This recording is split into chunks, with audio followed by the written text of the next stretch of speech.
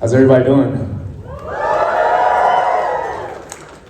My name is Alan Z. I'm a hip-hop artist and actor, and also a moderator for this panel. I just want to do a room check real quick. Who here is a fan of Demon Slayer? Who here is a fan of the Owl House? Who here is a fan of Attack on Titan? That's good because the guests here have all done work on those shows. So, introducing Johnny Yong Bosch, Sarah-Nicole Robles, Mclnnis, and Griffin Burns. Make some noise. Hey, everybody. Who's a fan of Genshin Impact? Alright, you missed that one. I knew I forgot that one, I'm sorry. you have too many credits, I'm sorry.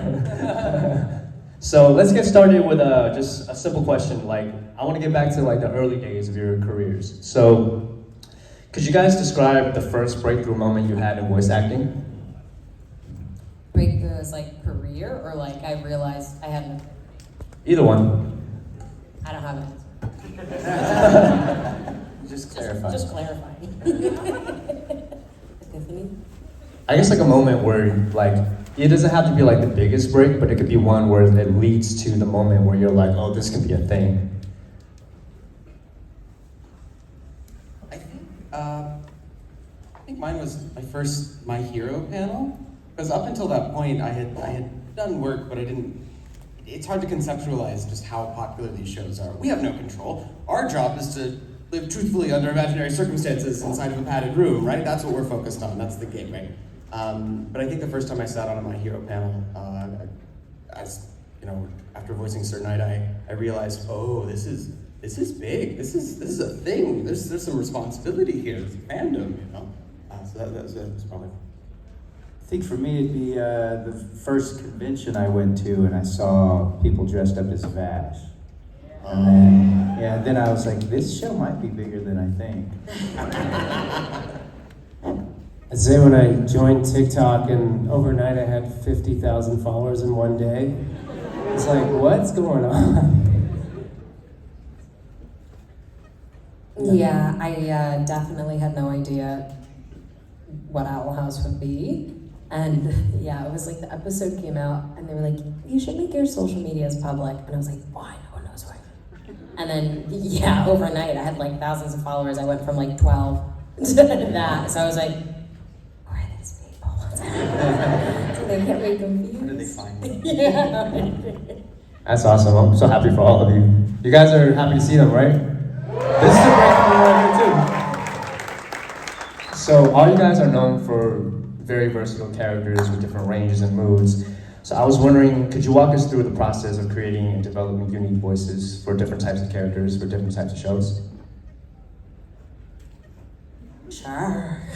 I always like to, if we can, like see the animation, because I feel like, you know, like, oh, I can tell they're like really little or really big or really silly looking or really like stuck up looking, you know, and kind of start there with some choices. I always like to know where they're from because good accent dialect always helps. And then, yeah, I usually just like try some things and try to hear what sounds right with the text, like with the language, you know, because sometimes you make a choice and you're like, that's funny for one line, but it doesn't really vary. Yeah, the audition scripts that we get normally have either a photo of the character, hopefully, or some sort of breakdown description of their attributes. Are they sultry? Are they, I don't know, they have buck teeth, whatever. You make educated guesses, and honestly, that's a huge part of our job is just taking some stabs in the dark and making choices, bold choices, hopefully, and you know, once you might land the job. And then they liked what you did, but then they might modify it in the room. They might say, "We really like that, but we want you to make it like slightly younger or whatever." So yeah, we're playing some guesswork with the limited clues that we have. The more clues we have, the better. Definitely, and I feel like I can confidently say every single one of us up here has won a gig, done a voice for an audition, and then gone in and had the director just lead us in the exact opposite direction. Loved what you did, but can we not do it? It's like, okay, so exciting. None of that. Yeah, I ask a lot of questions whenever I go in. I ask the director or whoever's in there as many questions as I can about the character and the show. Where am I coming from? Where am I going? But I've definitely done that where I auditioned and I had to do an Irish accent, and I spent a ton of time working on it, getting it dialed in, and showed up, and they're like, okay, so no accent. Yeah. I'm like, what? And then it was like, I've just been working on it forever. And then it was hard to get rid of. Oh no! And then they're like, I still hear it. I'm like, okay. I've had the opposite, where we got in there and they're like, we were actually thinking, like, what if she's Northern Colombian? Do you have that? And I was like, Oh yeah, let me just get that. Let me get that right in Colombian, and I was like, oh, of course. So specific. Like, of course. Give me 19 seconds and we'll do it. That would give me a heart attack. And, you know, it does. Yeah. I gotta do it. Not everybody's great with accents. And you don't have to be, by the way. Sometimes it doesn't have to be good. Negotiate. Sometimes you're in the booth and you're negotiating. I was doing a children's audiobook, like tons of characters, and we get to this moose, this mayor who's a moose, and the writer was in on the session. The writer of the book said, "All right, so she's going to be Scottish," and I was like, "Oh, I promise you do not want her to be Scottish. Like, you don't want that." Irish? Can we do Irish? Yeah. So you compromise. You compromise. That's true, yeah. It was like, how about this? How about we do a general this, or we could do this or this? Yeah, it's like that. So as you can tell by the size of the room, a lot of people look up to you guys. So I was wondering for you, like in your journey, have you worked with anyone you consider like your idol or your mentor?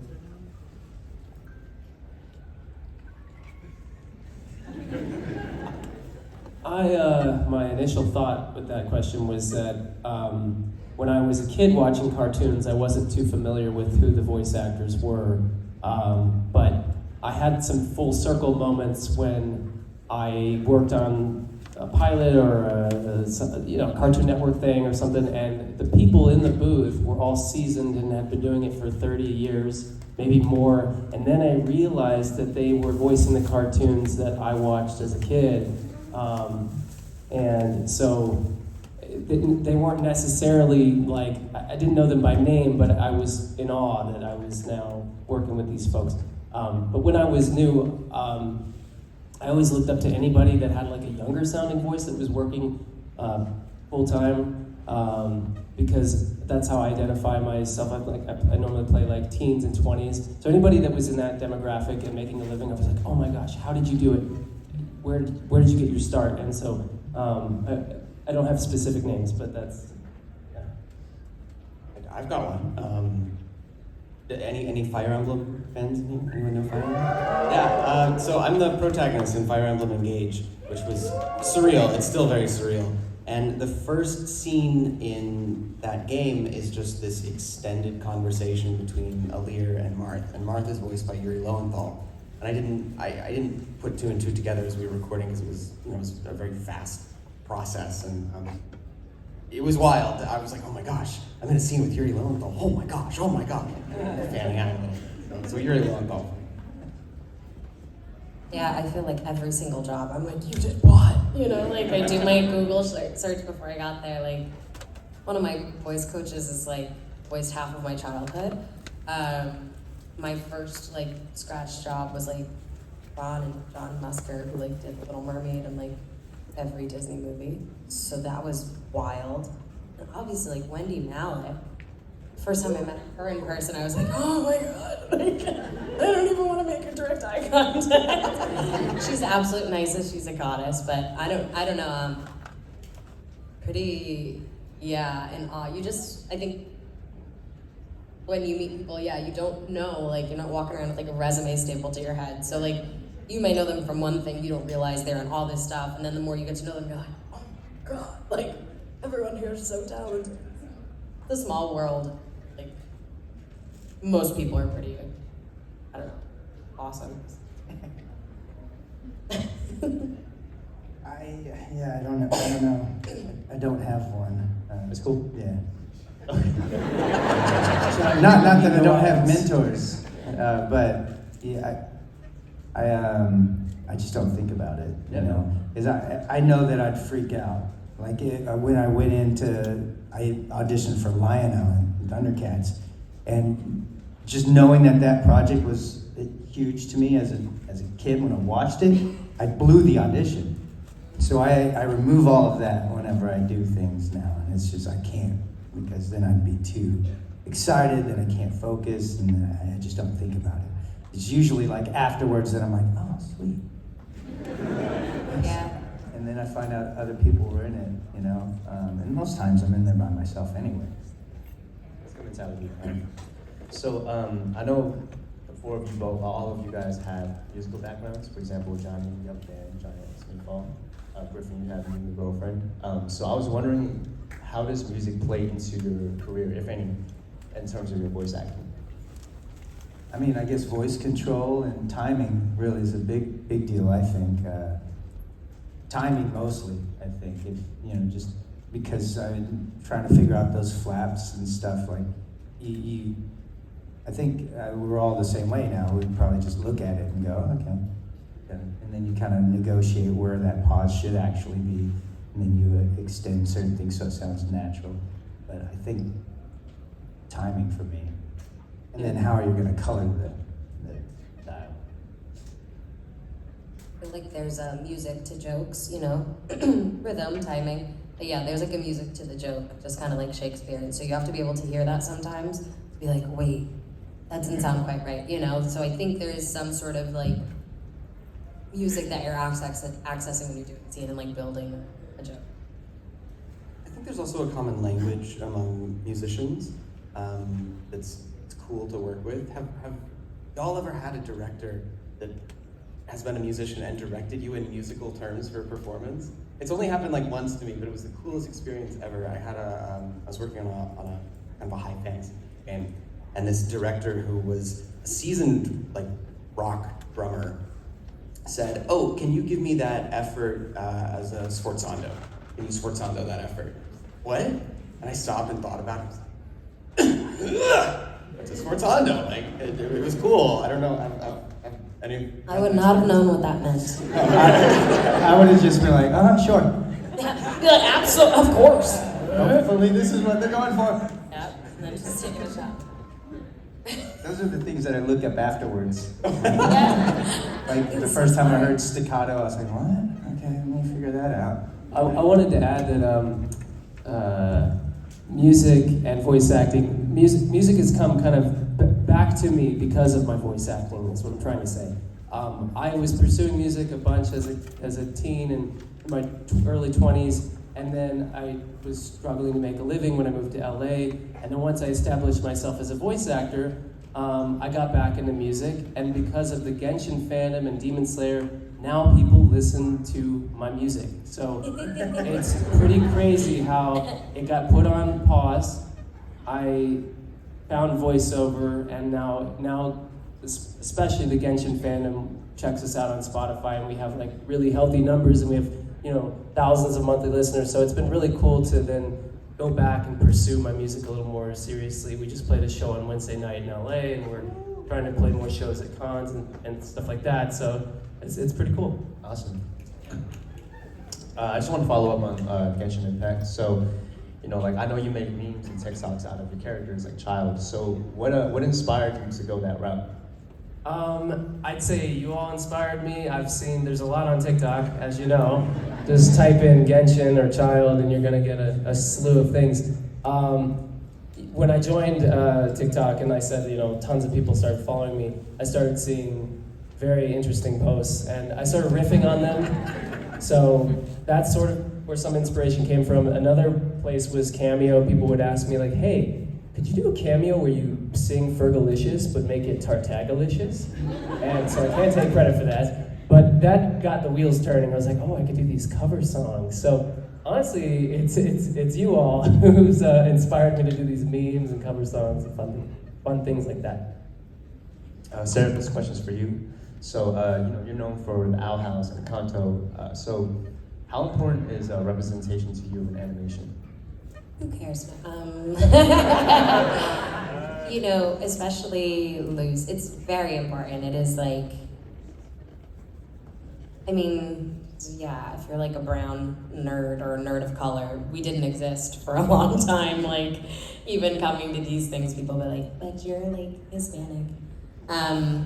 So it was really cool when I saw Luz for the first time, but I think I had just been so jaded and downtrodden. I was like, this isn't gonna go anywhere. Like, they're gonna cancel this. This isn't gonna get picked up. And so I really didn't even like, I loved her and I felt seen, and Encanto, like, I adored her and I felt seen, but I really could never anticipate the warm welcome that they were all received with. So, you know, I'm not writing. I didn't create the shows. I say the words, but it's not like I got to choose them. You know, I was just fortunate enough to be a part of it. So, you know, it's really important to me to honor, you know, the cultures that I represent and honor the groups I represent, and that our team does so too. But, you know, we say the words. I'm not writing it, so. Brandon, I have a question for you. So I read that your brother encouraged you to go into acting. So I was wondering, like, what did he see in you that you weren't able to see in yourself that you kind of pulled out of you? Well, I remember this time in my life very well. I was 26, and I had trained for musicals and opera in high school and college, but I very staunchly went the route of the engineer. I was a software engineer for 6.5 years.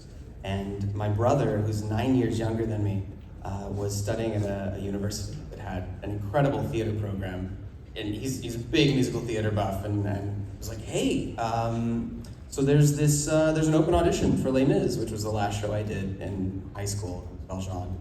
No 18-year-old should sing Valjean. What? Yeah, I sang Valjean at 18, and looking back, I'm like, ooh, that's not You really can healthy. sing. That's not a little music. No, it's a lot of music. Oh. But I was like, Jonathan, no, I'm an engineer. I'm an adult. I have to do adult things, and that would be so much fun, and I'd love to do it with you. But you know, like, I have to be boring and be an adult now. And he was like, well, too bad. I already signed you up for an audition slot, and you wouldn't want to make a bad first impression with the director by no showing your audition, right? And I was like, oh, Jonathan, okay. And so I went, and I thought, okay, I'll just be in the chorus or something, and my brother will probably get I couldn't get into the chorus of Les Mis. Well, be in the background. And they kept calling me back over and over, and they cast me as Marius, and like, oh, what am I doing? Oh, okay. And like, I remembered my training and stuff, but it felt very weird because I very staunchly identified as an engineer then, you know. And my partner, my fiance now, Michael Tatum, you might know him. He was like, yeah, go do it, Brandon. What are you know? And in that world, I was like, you're the actor, I'm the engineer, you know. And so I did that, and then I started doing a lot more musical theater in Dallas, like regional. I was Clopin in the regional premiere of The Hunchback of Notre Dame, the Texas regional premiere, everyone. I don't mean to brag, but... Make some noise for Brandon's brother, helping Brandon. Yes, thank you, John. Wow, Thank you. seriously. That wasn't a lot of noise, John. Disappointing all of you, no point. Johnny, I have a question for you about your projects. So I know you worked on a short film called Arc Exodus, and now you're moving on to do the feature length. Could you talk to the audience about that? Yeah. So in 2019, I'll try to make it brief. In 2019, I had spent about 10, 12 months prepping a film that we were going to shoot in 2020 in January, a feature-length action film. And a week before, my lead actor bailed, and I already had a ton of money in this project. And so I quickly shifted gears, and I contacted all these people I didn't know that had been paid by me. And I said, hey, so we can't do this action film anymore. We can't do the feature length, but we've already, got the time and certain locations and whatnot. And would you mind if we just shot a short film? And they're like, sure, what are we doing? And I was like, well, I'm writing it right now. So I spent a week to write like a whole new short sci-fi, totally different project. And now I'm like, well, I guess I should be the lead in this thing. And so I wrote this little short called Arc Exodus. And we shot that in January 2020, and then COVID happened, and then a lot of other pieces fell through, like my VFX guy couldn't do it anymore. So I taught myself VFX for 3 months, and I did the VFX on this film. So I did anyway. So I put together this little short, and it won a ton of awards. And so now that opened up a bunch of doors. And so now I'm like 90% done with. I went back, and the original film we were going to shoot with some tweaks. We're about 90% done now. I just before, like I did a night shoot, 5 a.m. I finished, and I returned to rental, and then I came and flew out here. So if I look a little tired, that's why. But yeah, so we're shooting this feature length, and I'm about 90% done with it, and we've got a good chunk of action scenes to do, and so yeah, hopefully very soon we'll have a feature film. It's awesome. Show. Yeah, and it's just kind of a personal project. I love how nonchalant you are about all these monumental things that are occurring and all that. Like, that's amazing. Script, and you're like, I guess I'll do VFX. Yeah, it's just, it's one of those, you just do it. Disagree. So you guys are known for like a myriad of characters. I was wondering like, what character that you've worked on resembles you the most personality-wise?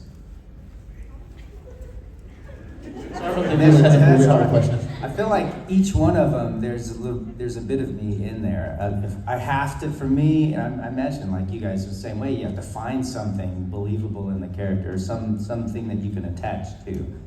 So each character, even ones that are nuts, you have to find some way to like relate to that character so that you can believe you're that character, and then you can be that character in that world.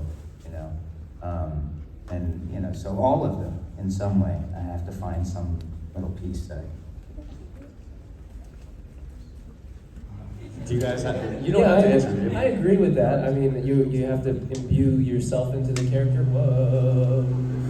These mics are angry. I think it's just yours. Did I say something bad? That was the wrong answer. That was the wrong answer, apparently. I'll share this I will one. stop. No, does anybody watch Gretzko?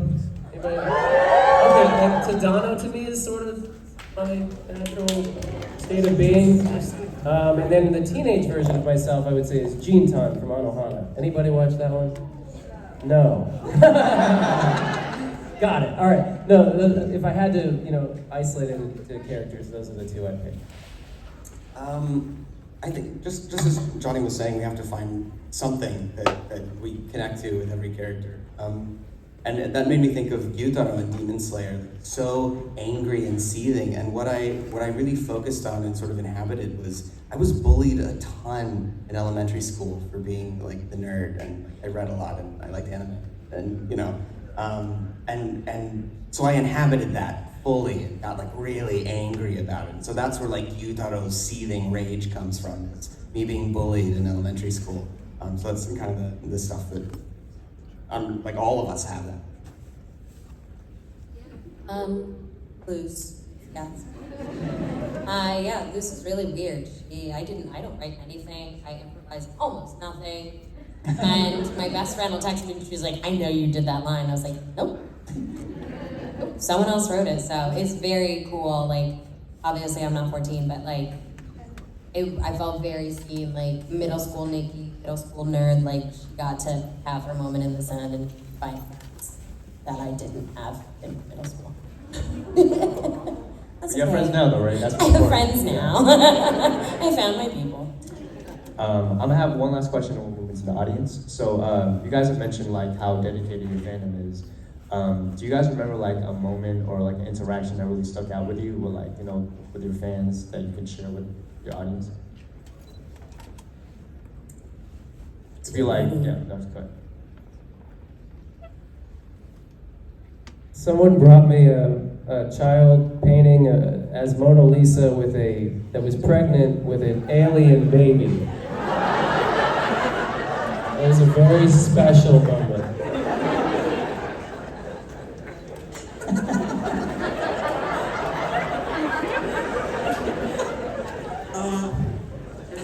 I've got one. It's a little different.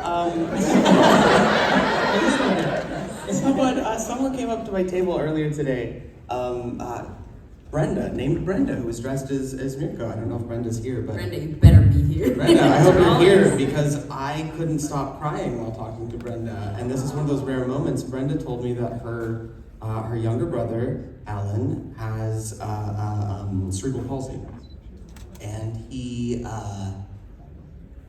has pretty much never walked or spoken. He can't speak or walk, but he's obsessed with My Hero Academia.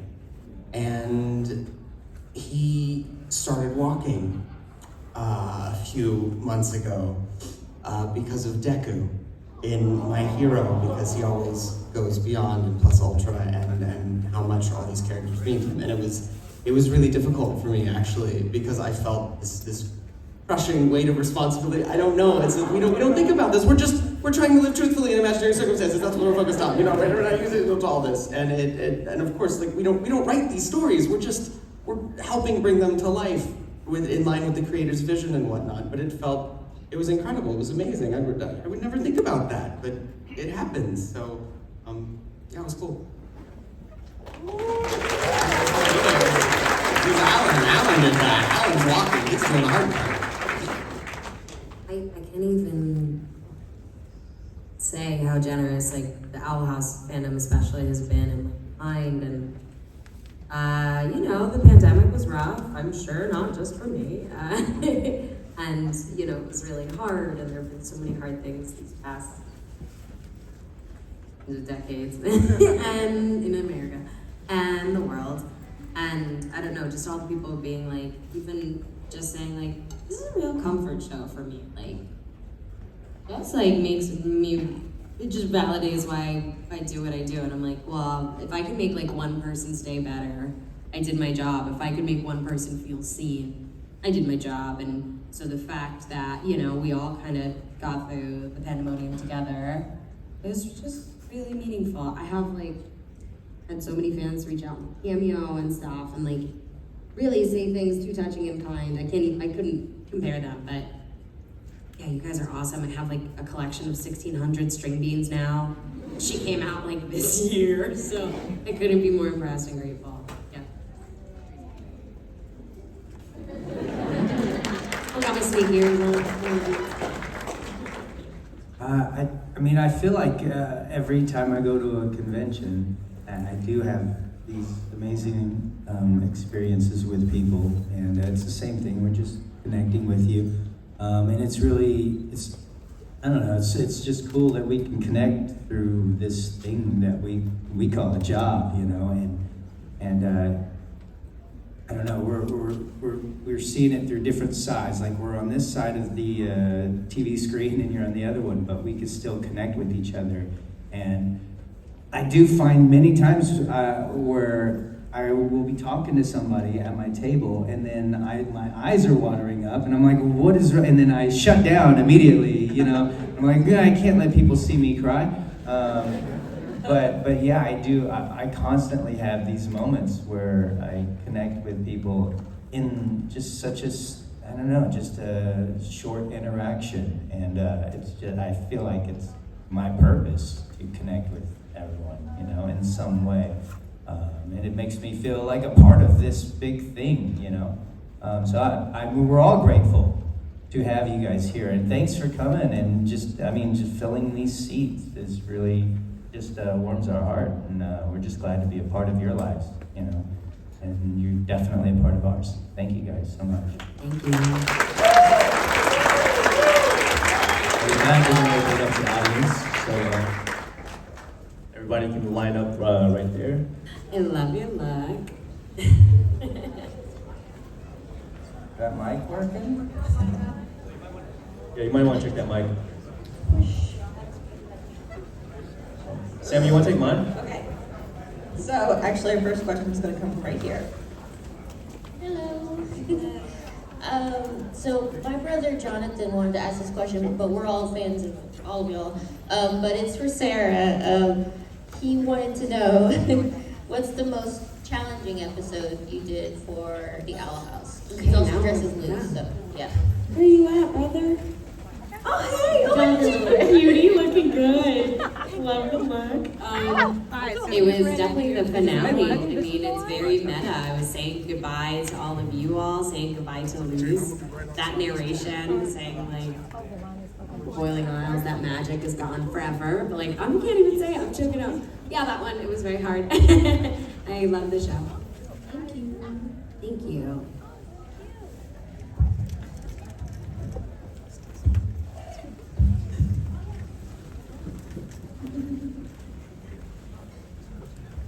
Hello, everyone.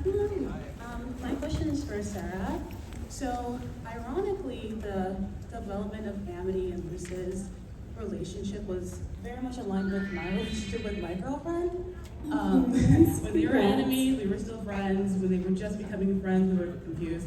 And then right before they started dating, we actually started dating. So it was really important to me to like watch them. Did you fight a giant worm?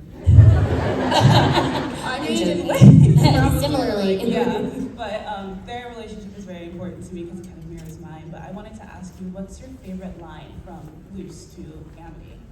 I have a list. You guys ask me so many cool questions, and I say the lines like 3 years ago, like I recorded them, and so I'm like, oh, I know it's sort of this. When I went down most recently is like just when they're texting back and forth, and Luz has a fever, and she's like, "You're cute," and she's like, "You're rad," and I'm like, just little affirmations that I love you. I don't know, sweet potato. Oh, thank you for listening. I can't wait to pick flowers with you. Yeah. That one breaks my heart. I don't know. I hope that's a good It's thing. okay. Thank you.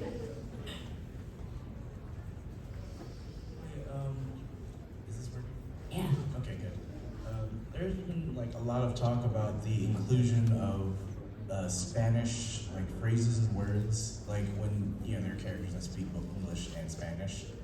And I was wondering, I know you said that you don't do much like improv, but do you ever have any like notes, or do you ever make any like changes to like any Yes, that's a good question. Yeah, we definitely argued about Spanish a lot because I'm Puerto Rican and Luz is Dominican. And so there's just like, there's all of South America. There's a million ways to say a lot of words. So even sweet potato, we were like, batata. Like, there's so many things. So, yes, we had to change some things. Ay, que lindo was my first one, and that one's very, that one was fun. And I think I've only had to translate like 1 or 2 lines. The real Luz, the IRL Luz, Luz Batista, she actually translates most of it to make sure it's okay. He's Dominican. Thank you. I don't know if I answered your question. I'm talking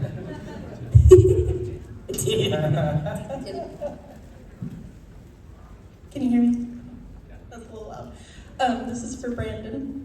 First off, Sasaki Tamiano and Given are 2 of my favorite animes. I've watched at least both of them at least 5 times. But like all the time, they're comfort animes. But what drew you to those projects? Oh, what drew me to Given and Sasaki and Mino? I think, like, sort of piggybacking off diversity and inclusion, I referenced my fiance, Michael, earlier, and so of course I was drawn to these stories, these BL stories, these LGBT stories, because I saw myself represented in them, right? But also when I became a fan of Given, I really thought we were never gonna get a dub. I was like, oh, this is a gay show, it's fine, I accept it, we move on, right? Did the covers of all the songs and we released it, and it was fun, and we had this all like fan moment together, and we moved on.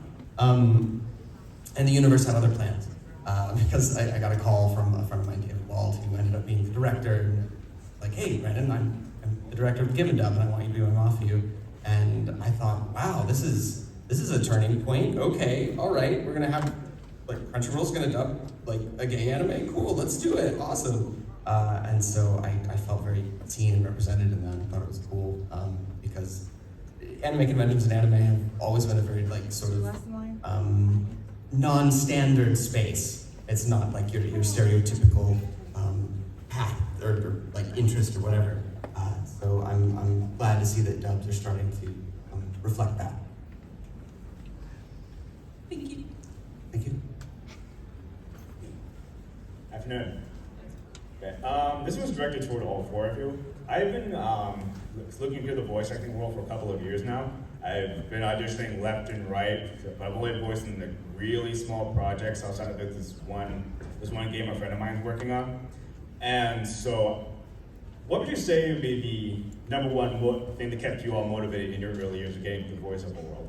Outside of maybe, the need moving to a whole other city and needing to, eat and live. I don't know, I almost quit like 100 times. I think that's being an actor. Every day you're like, this is it, I'm not doing this again. No more work. But I feel like, the universe only gives you as much as you can take.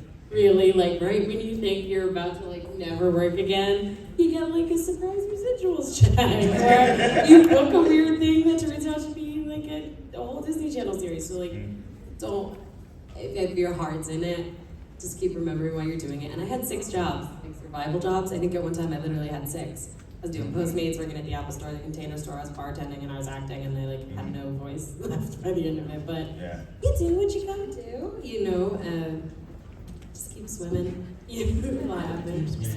The hardest part about acting, I think, is the mental game. They're just going, And I find that it helps to work on creative projects that you have control over. Because in acting, there's so much that you have no control over. You're sitting in auditions hoping that a casting director will pick you out of the thousands and be like, yo, I want you. I was just going to add that it only takes one job to make your life change. I mean, what keeps me motivated, what I love about this business, which is not for everybody, is the element of surprise. I don't know what's coming up Monday and Tuesday and Wednesday. You might get a call that you booked something, or that the show you did 2 years ago is renewing, or whatever. So to me, that's really exciting. I like to live that way. And also, Brandon, you said this yesterday, it's a long game, especially with voiceover. You can do this for a long time. There's people in their 70s and 80s doing voiceover. So Right. Look at it that way. And look at people who've blown up in their 40s and 50s, 60s, Steve Carell, 70s. I mean, if you stay in it long enough and you're talented and you keep working at it, you're gonna hit a lottery ticket. So just keep playing the game, keep rolling your dice. I agree with all those things.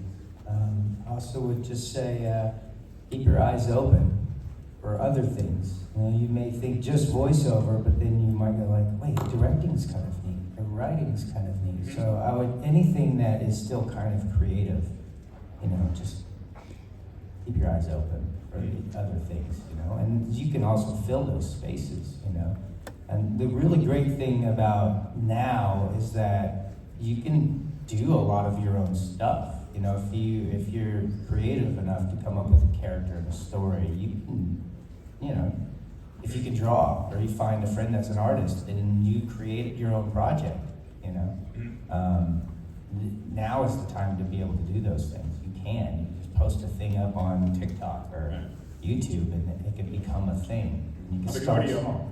A majority of the smaller stuff had been sibling projects, so I guess that does help. Yeah, just keep plugging away. Thank you.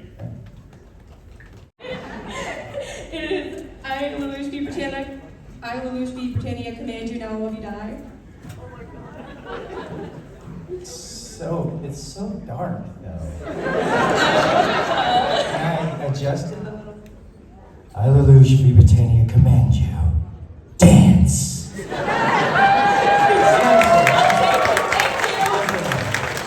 Thank you guys so much for being here.